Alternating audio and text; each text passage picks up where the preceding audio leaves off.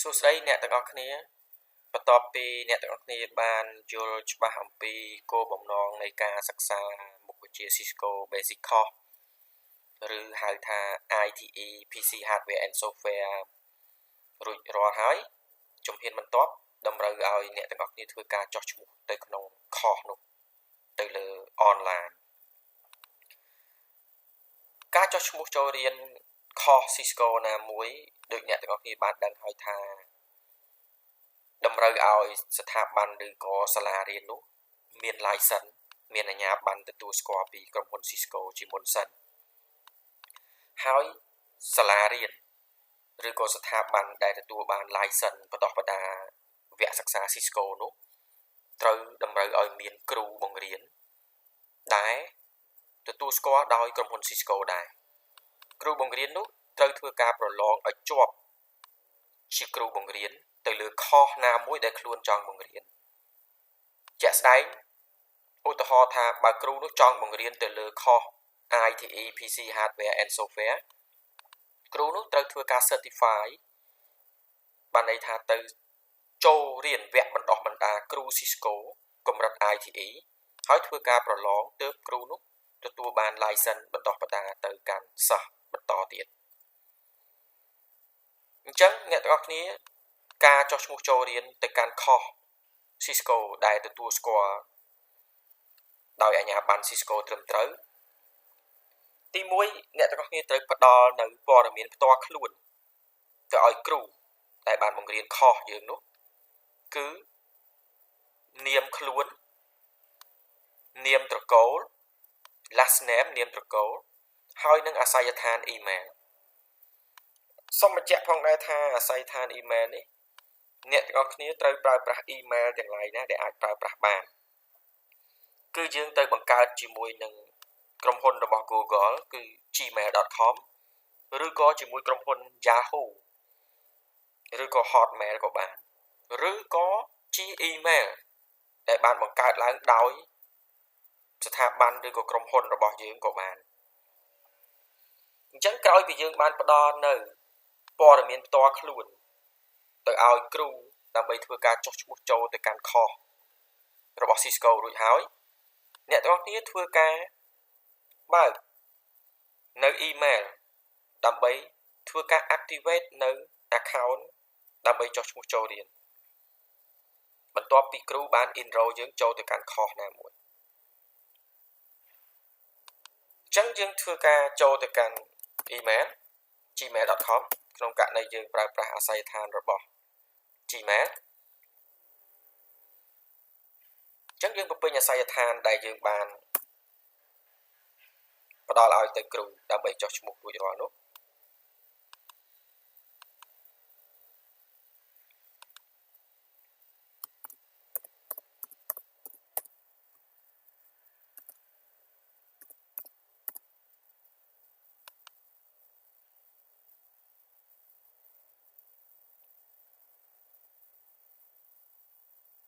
ក្រោយពីយើងបានធ្វើការចូលទៅ email របស់យើងបានជោគជ័យហើយយើងនឹងឃើញមាន email ថ្មីមួយផ្ញើមកក្រោយពីគ្រូយើងបានចុះឈ្មោះយើងរួចរាល់យើងនឹងឃើញមាន email ផ្ញើមកក្នុងករណីអ្នកទាំងអស់គ្នាមិនឃើញ email ផ្ញើមកនោះមានន័យថាការដែលយើងផ្ដល់អាសយដ្ឋានទៅឲ្យគ្រូយើងចុះឈ្មោះនោះគឺមិនទទួលបានជោគជ័យដូចជាការផ្ដល់នៅអាសយដ្ឋានមានការខុសពីអាសយដ្ឋានដែលបានប្រើប្រាស់សម្រាប់អ្នកដែលមានបទពិសោធន៍ថ្មីទៅលើការប្រើប្រាស់ email មុននឹងចុះឈ្មោះចូលរៀនវគ្គ Cisco អ្នកទាំងអស់គ្នាត្រូវតែចូលមកបើក email ផ្ទាល់ខ្លួនឲ្យដំណើរការជាមុនសិនហើយធ្វើការចម្លងយកអាសយដ្ឋាននោះផ្ដល់ឲ្យទៅគ្រូដើម្បីធ្វើការចុះឈ្មោះដើម្បីប្រកាសថាអាសយដ្ឋានដែលយើងបានផ្ដល់ឲ្យទៅគ្រូគឺជាអាសយដ្ឋានដែលបានដំណើរការបានជោគជ័យក្នុងករណីដែលអាសយដ្ឋានបានត្រឹមត្រូវនោះអ្នកទាំងអស់គ្នានឹងទទួលបាន email ដូចបានឃើញនេះហើយ email នេះគឺបានផ្ញើចេញពីក្រុមហ៊ុន Cisco មិនមែនផ្ញើចេញពីគ្រូដែលយើងបានរៀនជាមួយនោះទេអ ចឹងយើងធ្វើការបើកទៅលើ email ហ្នឹងទៅតបមកអ្នកទាំងអស់គ្នានឹងឃើញនៅ message ដែលផ្ញើមកស្វាគមន៍ចំពោះការចុះឈ្មោះចូលរៀន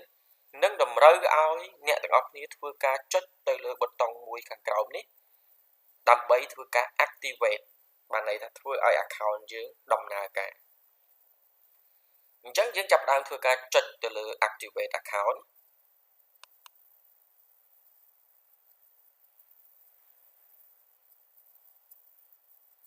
នៅពេលនោះអ្នកទាំងអស់គ្នានឹងឃើញនៅ page ដែលធ្វើការបង្កើតនៅ account ដើម្បីចូលរៀនដែលតម្រូវឲ្យអ្នកទាំងអស់គ្នាធ្វើការបំពេញនៅព័ត៌មានបន្ថែមនិងពិនិត្យនៅព័ត៌មានដែលបានបំពេញរួចជាស្រេច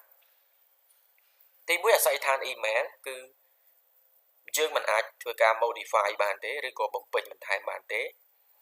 ទី2គឺជា first name នេះគឺជានាមខ្លួនរបស់យើងបើសិនយើងពិនិត្យឃើញថា first name នេះមានការខុសអក្ខរាវិរុទ្ធឬក៏កែតម្រូវទៅលើតួអក្សរណាមួយនោះពីធំទៅតូចពីតូចទៅធំយើងអាចធ្វើការកែតម្រូវបាននៅពេលនេះនិងនៅពេលខាងក្រោយទៀតបានអញ្ចឹងយើងផ្ទៀងផ្ទាត់ទៅ first name ឈ្មោះយើង last name នាមតកូលយើងដែលឈ្មោះនេះនឹងចេញទៅលើសញ្ញាបត្របញ្ចប់ការសិក្សាចំពោះ country នេះគឺជាប្រទេសដែលយើងឃើញថា select ប្រទេសយើងរួចជាស្រេចហើយទី2គឺ company នេះគឺជា optional បន្ថែមបានន័យថាយើងអាចបំពេញឈ្មោះក្រុមហ៊ុនឈ្មោះស្ថាប័នឬក៏ជាឈ្មោះសាលាដែលយើងរៀនអញ្ចឹងខ្ញុំសូមរក្សានៅដដែលប៉ុន្តែលក្ខខណ្ឌដែលចាំបាច់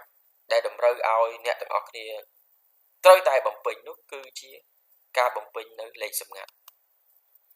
ចំពោះការបំពេញនៅលេខសម្ងាត់នេះលក្ខខណ្ឌចាំបាច់ណាស់បើសិនជាអ្នកទាំងអស់គ្នាបំពេញមិនត្រូវតាមលក្ខខណ្ឌគឺវាមិនអនុញ្ញាតឲ្យបន្តការចុះឈ្មោះទៅមុខទៀតទេជាទូទៅដើម្បីបំពេញលេខសម្ងាត់នៅត្រង់ចំណុចនេះ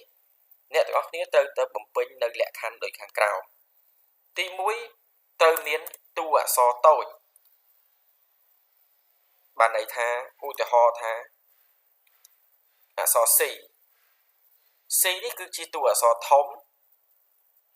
អក្សរ A នេះគឺជាអក្សរតូច M នេះគឺជាអក្សរតូចហើយខ្ញុំបន្ថែមសញ្ញាហើយដាក់លេខ1 2 3 4 5 6បានន័យថានៅក្នុងការដាក់លេខសម្ងាត់នៅក្នុងការចុះឈ្មោះនេះគឺតម្រូវឲ្យយ៉ាងហោចណាស់មានតួអក្សរធំមួយតួអក្សរតូចមួយតួហើយនឹងលេខមួយតួឬក៏អាចបន្ថែមនៅសញ្ញាមួយតួយ៉ាងតិចឬក៏បានន័យថាយើងមិនថែមក៏បានដែរសញ្ញាហ្នឹងតែលក្ខខណ្ឌដែលចាំបាច់គឺតួអក្សរតូចតួអក្សរធំហើយនឹងលេខដែលសរុបទាំងអស់យ៉ាងតិច8តួ8 character យ៉ាងតិចបានន័យថាយើងអាចដាក់ចាប់ពី8តួទៅដែលក្នុងនោះត្រូវតែមានតួអក្សរធំតួអក្សរតូចហើយនឹងលេខអញ្ចឹងក្នុងន័យនេះខ្ញុំបន្ថែមសញ្ញាមួយទៀតអញ្ចឹងបើយើងរាប់ទៅវាលើស8តួអញ្ចឹងលក្ខខណ្ឌនេះអាចយកប្រើប្រាស់បានហើយការដាក់នេះគឺមិនត្រូវបង្កប់នៅ first name និង last name របស់យើងចូលទៅក្នុងលេខសម្ងាត់នេះទេអញ្ចឹងនៅពេលដែលយើងបានបំពេញពិនិត្យមើលខាងក្រៅសិនមុននឹងយើងយកទៅបញ្ចូលទៅក្នុងប្រអប់លេខសម្ងាត់ហ្នឹងយើងវាយនៅលើកម្មវិធីណាមួយដែលបង្ហាញជាតិចឲ្យយើងមើលឃើញសិនអញ្ចឹងយើងអាច copy ទៅក៏បានឬក៏យើងទៅសរសេរឡើងវិញក៏បានដោយយកតាមលក្ខខណ្ឌដែលយើងបានបំពេញនៅខាងក្រៅនេះអញ្ចឹងខ្ញុំថាខ្ញុំ copy ចុះខ្ញុំផាសវាទៅដើម្បីឲ្យប្រកាសថាការដែលខ្ញុំវាយខាងមិញហ្នឹងគឺត្រឹមត្រូវហើយយើងធ្វើការផាសមួយចូលផ្សេងទៀតទៅលើការ confirm ខ្ញុំឧទាហរណ៍ឡប់មកវិញថាបើសិនជាខ្ញុំសរសេរអត់ឲ្យគ្រប់តួនៅពេលនោះវានឹងចេញនៅលក្ខខណ្ឌមកឲ្យយើងឃើញបានន័យថា one uppercase character one lowercase character one number character please enter a minimum of 8 character បានន័យថាយើងអាចវាយតួ8តួយ៉ាងតិចហើយច្រើនបំផុតគឺ60តួនៅលើលេខសម្ងាត់នេះហើយ no special character no special except បានន័យថាលើកលែង punctuation key មួយចំនួនដូចជាសញ្ញា A sign នេះឬក៏សញ្ញាដុល្លារសញ្ញានឹងបាទក្រៅពីនោះគឺមិនអនុញ្ញាតអញ្ចឹងបើយើងត្រឡប់មកមើលលក្ខខណ្ឌក្នុងការដាក់លេខសម្ងាត់របស់ខ្ញុំវិញគឺឃើញថាខ្ញុំប្រើប្រាស់តួអក្សរធំមួយតួតួអក្សរតូចពីរតួហើយសញ្ញាពិសេសដែលយើងបានឃើញនៅក្នុងលក្ខខណ្ឌដែលគេអនុញ្ញាតនេះចំនួនមួយតួ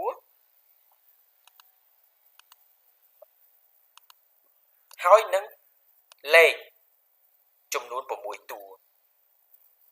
ចឹងលេខនេះយើងអាចជ្រើសបានតាមចិត្តដាក់លេខប្រមាណក៏បានឲ្យតែយ៉ាងតិចមួយតួហើយនិមិត្តសញ្ញានេះមួយបើសិនជាយើងចង់បន្ថែម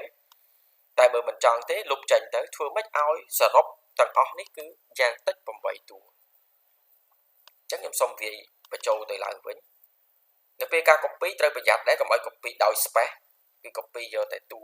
ដែលយើងបានសរសេរនេះចឹងយើងបញ្ចូលឡើងវិញហើយយើងបំពេញ confirm បានន័យថាបញ្ជាក់ម្ដងទៀតថាលេខសម្ងាត់ខាងលើហ្នឹងនិងខាងក្រោមត្រូវតែដូចគ្នាបន្ទាប់មកអ្នកទាំងអស់គ្នានឹងឃើញមានលេខជារូបភាពនៅខាងក្រោមនេះដែលតម្រូវឲ្យយើងវាយតាមអញ្ចឹងនៅក្នុងរូបភាពដែលខ្ញុំទទួលបាននេះគឺលេខ98 28បើសិនជាយើងវាយអត់តាន់នៅពេលវេលាមួយនោះអ្នកទាំងអស់គ្នានឹងឃើញការផ្លាស់ប្ដូរឬក៏អ្នកទាំងអស់គ្នាមើលមិនច្បាស់នៅលេខតួនោះអ្នកទាំងអស់គ្នាអាចចុចលើ refresh ដើម្បីដូរតួនឹងដូររូបភាពនឹងវិញអញ្ចឹងខ្ញុំគិតថាខ្ញុំមើលច្បាស់ហើយគឺលេខ6លេខ9លេខ1លេខ0លេខ3និងលេខ6ផ្ទៀងឡើងនៅពេលដែលអ្នកទាំងអស់គ្នាវាយបានត្រឹមត្រូវវានឹងបាត់នៅលក្ខខណ្ឌមួយហ្នឹងអញ្ចឹងអ្នកទាំងអស់គ្នាមើលបន្ទាប់មកទៀតនៅក្នុងការចុះឈ្មោះនេះគេសួរថាតើអ្នកទាំងអស់គ្នាចង់ទទួលបាននៅព័ត៌មានថ្មីអំពី promotion អំពីផលិតផលនិងសេវាកម្មរបស់ Cisco ដែរឬទេតាមរយៈ email បានន័យថាយើងអាចទទួលយកយើងចុច yes បើយើងមិនចង់បានការ promotion ឬក៏ការផ្ញើនៅសេវាកម្មថ្មីដើម្បីឲ្យយើងដឹងពីព័ត៌មាន update ចុងក្រោយនឹងទេយើងចុច no ជាទូទៅយើងយក yes ដើម្បីយើងទទួលយកបាននៅព័ត៌មានថ្មីក្រោយពីយើងបំពេញលក្ខខណ្ឌផ្ទៀងផ្ទាត់ឡើងវិញមកគឺទី1គឺយើង email របស់យើងឈ្មោះខាងនាមខ្លួននាមតកោប្រទេសហើយនឹងក្រុមហ៊ុនហើយនឹងលេខសម្ងាត់សុំកត់ត្រាទុកពីព្រោះថាលេខសម្ងាត់នេះបើសិនជាអ្នកផ្លិចនឹងពិបាកធ្វើការ activate ឡើងវិញអញ្ចឹងបន្ទាប់មកយើងចុចលើពាក្យ register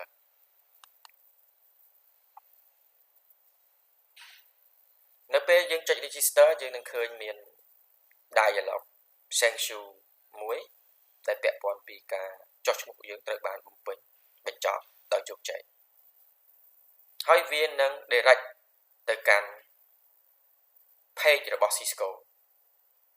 ដើម្បីឲ្យយើងបំពេញនៅការចូលបានន័យថា sign in តាមរយៈ email របស់យើងឡើងវិញ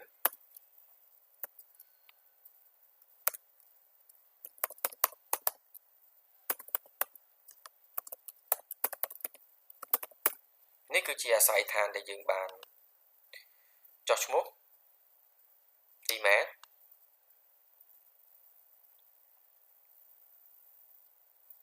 ហើយសូមបញ្ជាក់ថាលេខសម្ងាត់នេះមិនមែនជាលេខសម្ងាត់របស់ email ទេយើងយក email ធ្វើជា username ពីព្រោះថានៅពេលដែលចុះឈ្មោះលក្ខខណ្ឌគេអាចយក username ក៏បានយក email ក៏បានតែបើយើងដាក់ email ដើម្បីចុះឈ្មោះចូលដើម្បីចូលទៅរៀនពីព្រោះចាក់ការចុះឈ្មោះរបស់យើងបានជោគជ័យហើយអញ្ចឹងយើងត្រូវការចូលទៅកាន់ website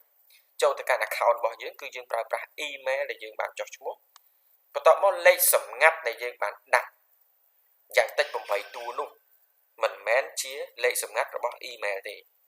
លេខសម្ងាត់ email គឺប្រើប្រាស់សម្រាប់ចុះឈ្មោះចូល email តែលេខសម្ងាត់របស់ Cisco គឺសម្រាប់ចុះឈ្មោះចូលទៅដើម្បីចូលទៅកាន់មេរៀនដើម្បីរៀននៅលើវគ្គ Cisco របស់យើងនោះគ្រាន់តែយើងប្រើប្រាស់នៅអាសយដ្ឋានរបស់ email អញ្ចឹងលេខសម្ងាត់ដែលយើងបានកត់ត្រាទុកមិញនោះបើយើងភ្លេចយើងមកមើលណាអញ្ចឹងយើងបំពេញលេខសម្ងាត់នឹងចូលទៅការ copy នេះដើម្បីថាងាយក្នុងការវាយខ្លាច់ខុសអញ្ចឹងយើងផាសមកហើយយើង sign in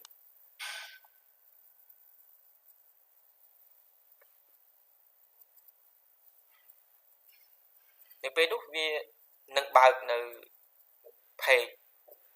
ចូលរៀនរបស់យើងដែលក្នុងនោះតម្រូវឲ្យយើងមុននឹងចូលទៅកាន់មេរៀនចូលទៅកាន់គេហទំព័រផ្ទាល់ខ្លួនរបស់យើងនោះត្រូវការនៅព័ត៌មានបន្ថែមមួយចំនួនទៀតដែលជាលក្ខខណ្ឌបន្ទាប់ចុងក្រោយក្នុងនោះគឺឈ្មោះយើងដដែលអាសយដ្ឋានយើងជា email ដដែលដែលគេបិទកន្លែងនេះបានន័យថាវាជាលក្ខខណ្ឌចាំបាច់មួយដែរ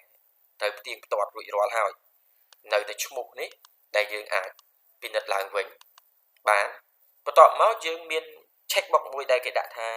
please send me important email from Cisco Networking Academy បានន័យថាមាន email ដែលមានសំខាន់ណាដែលមានសារៈប្រយោជន៍សម្រាប់យើងជាអ្នកសិក្សាសូមផ្ញើមកអញ្ចឹងយើង check តោះមកយើងរើស page ដូចជា page ដែលយើង page របស់យើងឬក៏ not prefer បានន័យយើងអត់ចង់ប្រាប់អញ្ចឹង page ស្រី What is your practical experience in IT networking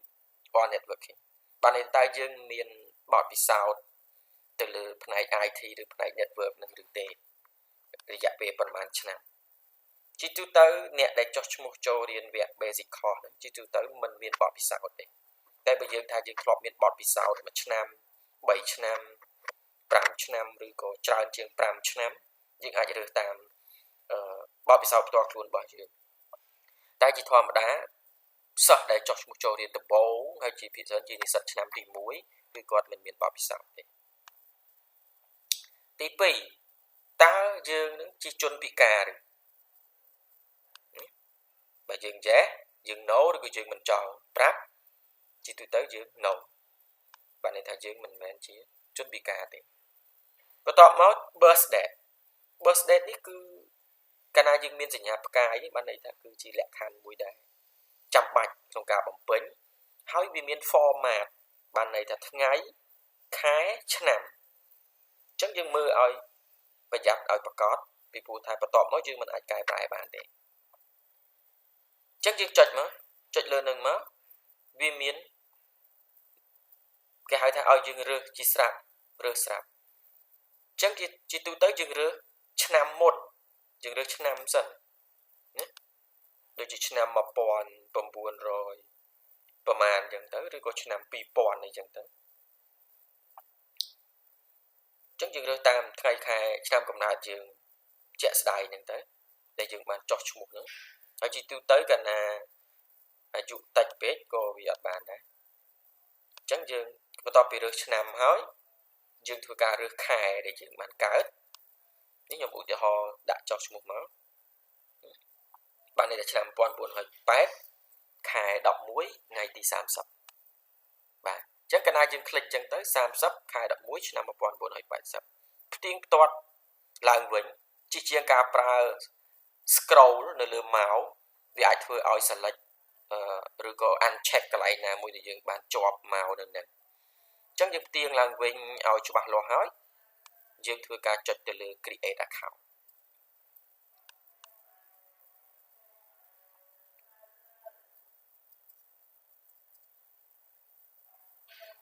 ចឹងក្រោយពីយើងចុចលើ create account រួចរាល់មកនេះគឺជាការចុះឈ្មោះបានជោគជ័យរបស់យើងបានន័យថាយើងកំពុងតែស្ថិតនៅក្នុងថ្នាក់មួយគឺជាឈ្មោះថ្នាក់ដែលគ្រូយើងបានបង្កើតនិងស្ថាប័នដែលយើងបានរៀនហើយនេះគឺជាពេលវេលាដែលរៀនបានន័យថាថ្នាក់ដែលយើងបានបង្កើតនោះគេរ៉ាន់បាន 10 សប្តាហ៍ហើយនៃ45ចំនួនសប្តាហ៍នេះគឺជាចំនួនដែលគេចាប់ផ្ដើមមកគេចាប់ផ្ដើមពីថ្ងៃ20ខែមករាដល់ថ្ងៃទី30ខែ11ឆ្នាំ2020ចំពោះថ្ងៃខែរៀននេះគឺជាថេរវេលា academic calendar ដែលគ្រូយើងជាអ្នកកំណត់ប៉ុន្តែអ្វីដែលយើងដឹងបានន័យថាថ្នាក់នេះបានចាប់ផ្ដើម10សប្តាហ៍ហើយនៃ45សប្តាហ៍ប៉ុន្តែវាមិនមែនជាការដែលយើងជាអ្នក modify ទៅលើពេលវេលានេះទេបើសិនជាលក្ខខណ្ឌដែលការសិក្សាទៅលើខុសនេះវាត្រូវការមិនទាន់ចប់គ្រូយើងអាចធ្វើការបន្ថែមពេលវេលាហ្នឹងទៅតាមចំនួនជាក់ស្ដែងអញ្ចឹងជំហានក្នុងការចុះឈ្មោះចូលរៀនទៅលើខុសនេះគឺយើងបញ្ចប់ត្រឹមនេះសូមអរគុណពាក់ព័ន្ធជាមួយការមានចម្ងល់អីអាចសាកសួរបន្ថែមទៀតអរគុណ